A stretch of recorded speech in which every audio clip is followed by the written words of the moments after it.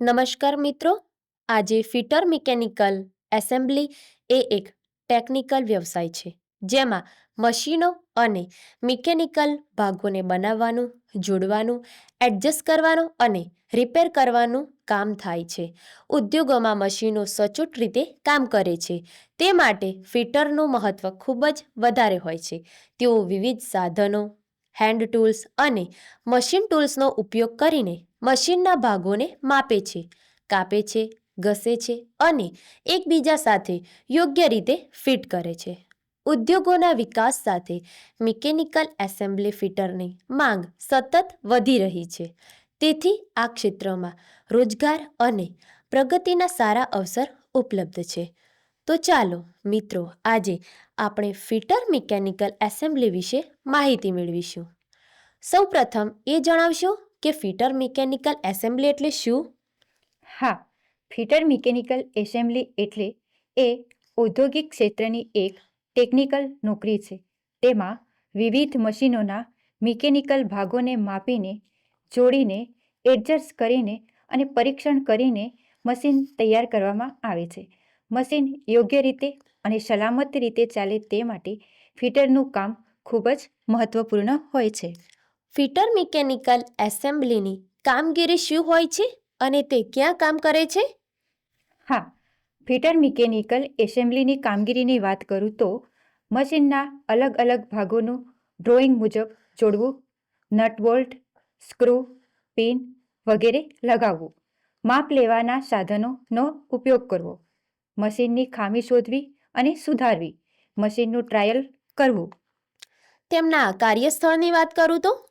હા, તેમના કાર્યસ્થળની વાત કરીએ તો મેન્યુફેક્ચરિંગ કંપનીઓ, ઓટોમોબાઈલ ઉદ્યોગ, machine tool factory, private workshop, industrial plant, maintenance વિભાગ.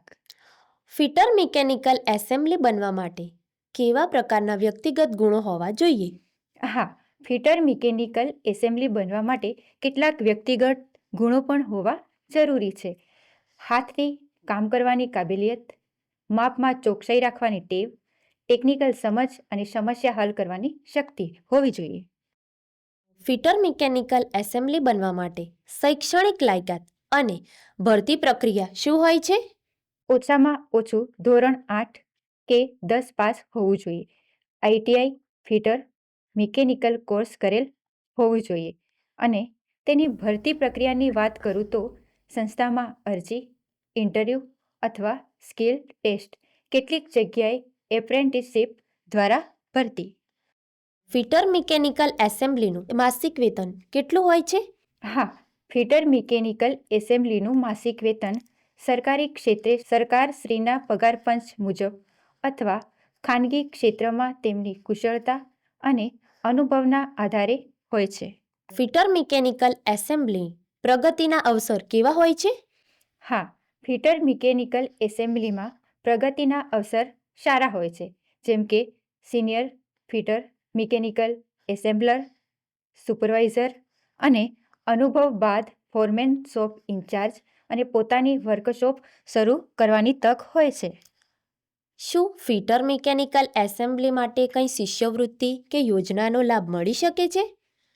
હા, ડિજિટલ ગુજરાત સ્કોલરશિપ ગુજરાત સરકાર દ્વારા આઈટીઆઈ ટેકનિકલ કોર્સ વિવિધ સ્કોલરશિપ મળે છે, જેની website digitalgujarat.government.in, national scholarship portal, કેન્દ્ર સરકારની સ્કોલરશિપ યોજના, આઈટીઆઈ અને સ્કિલ કોર્સ માટે સહાય મળે છે. scholarship.government.in.